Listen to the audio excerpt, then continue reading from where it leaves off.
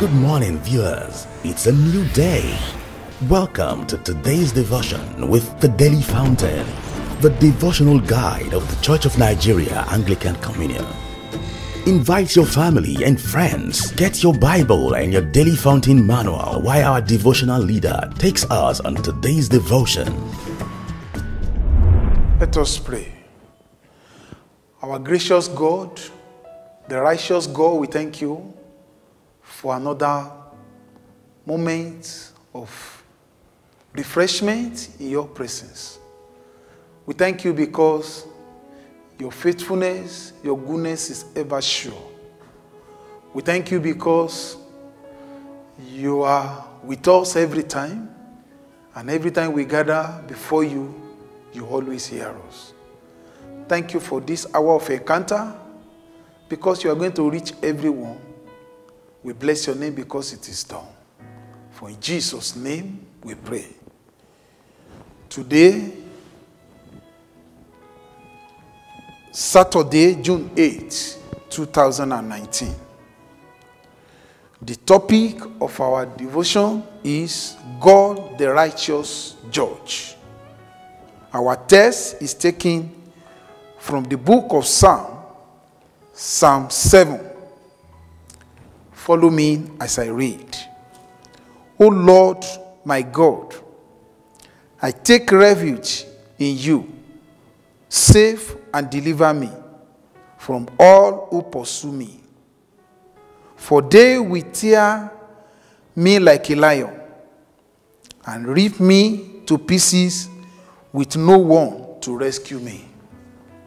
O Lord, my God, if I have done this, and there is guilt on my hands, if I have done evil to him who is at peace with me, or without cause have I robbed my fowl, then let my enemy pursue and overtake me.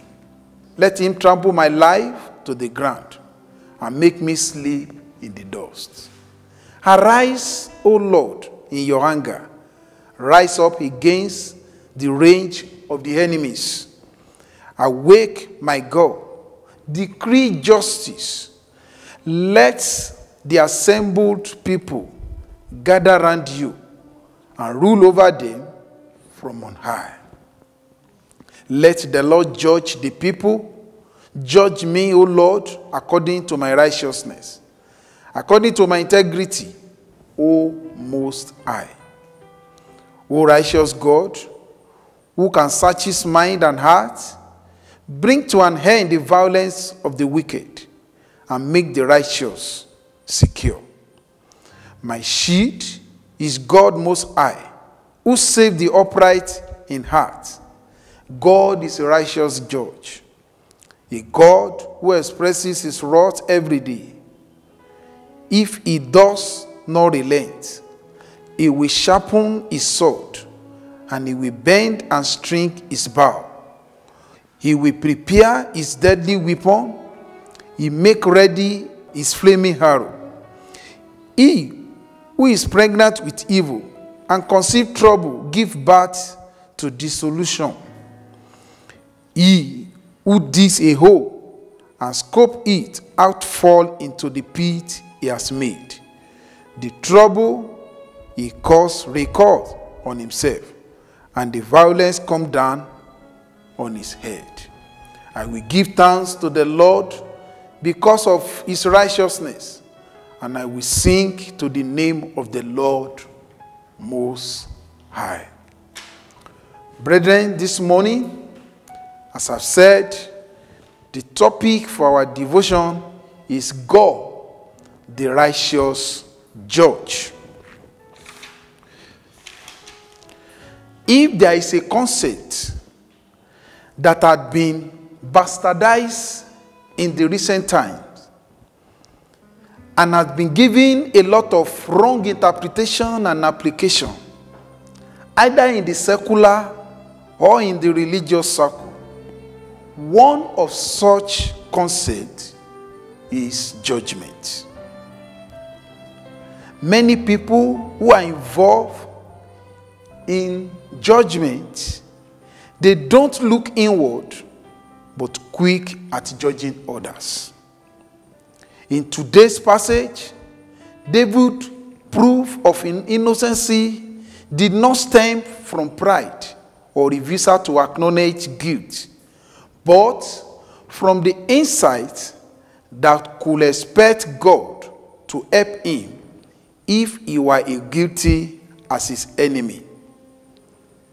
David confesses unknown sin that may have warranted his trouble. But in his flight, David did not take revenge.